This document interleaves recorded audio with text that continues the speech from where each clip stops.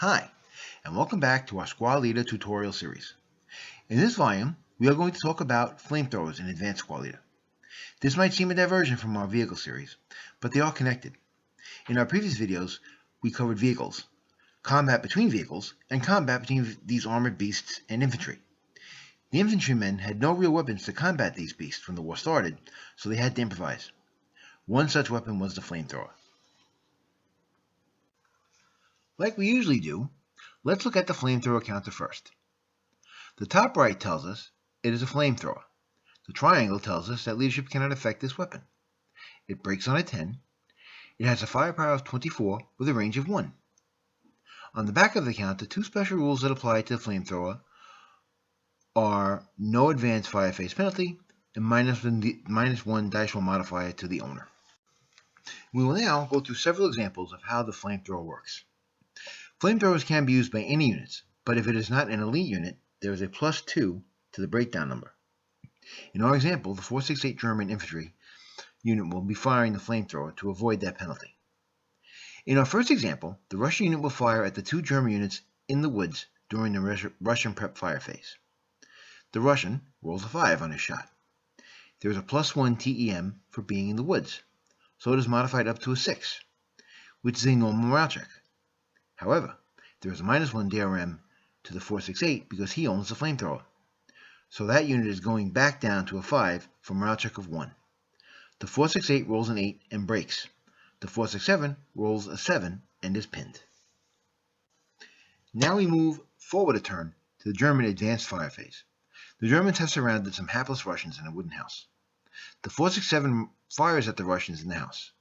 They start at a firepower of 4. It is doubled to 8 because they are point blank to the Russians, and then halved again because it is the advanced fire phase to the Germans. He rolls a 7 and misses. Now the 468 fires its flamethrower at the Russians. It fires on the 24 firepower table. It is not halved for advancing fire, and the TEM does not affect it, so it is on the 24 firepower column flat. If the 468 fired its flamethrower from 2 hexes away, it would fire on the 12 firepower column with no modifier.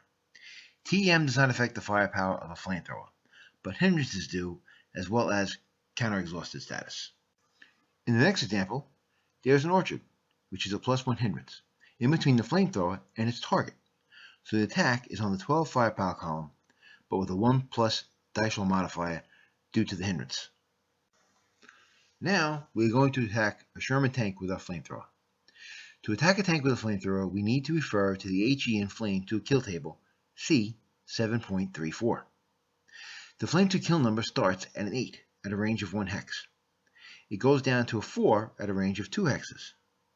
It is not affected by armor factor, no matter facing, so in this example it stays at an 8. The only modifiers would be if it was crew exposed, which would raise the to kill number to a 9, or if it was an open-topped vehicle, which would raise the kill number to a 10. If the vehicle is open-topped and crew exposed at the same time, both modifiers apply, so it will be raised to an 11. The German player rolls a 7 and turns the Sherman into a burning wreck with no crew survival. There are several times when you cannot use a flamethrower. The first is if the firing unit is pinned. The second, if the target is a dropping paratrooper. And third, if the target is more than 2 levels higher than the firing unit. This concludes our video on flamethrowers. I hope you enjoyed it and found it useful. Please realize that this and all the videos in our series are meant to be an introduction to this great game, to give you enough confidence to dive in and have some fun. Keep playing and don't worry about making mistakes. Learn from more experienced players and go to one of the many advanced squad leader tournaments like the New York State ASL Championships in Albany, New York, and the Nor'easter in Boxborough, Massachusetts. If you liked this video, like us on YouTube and subscribe to our channel. If you have any suggestions, comments, or questions, feel free to contact me at jdhobbies@live.com. And like always, thanks for watching.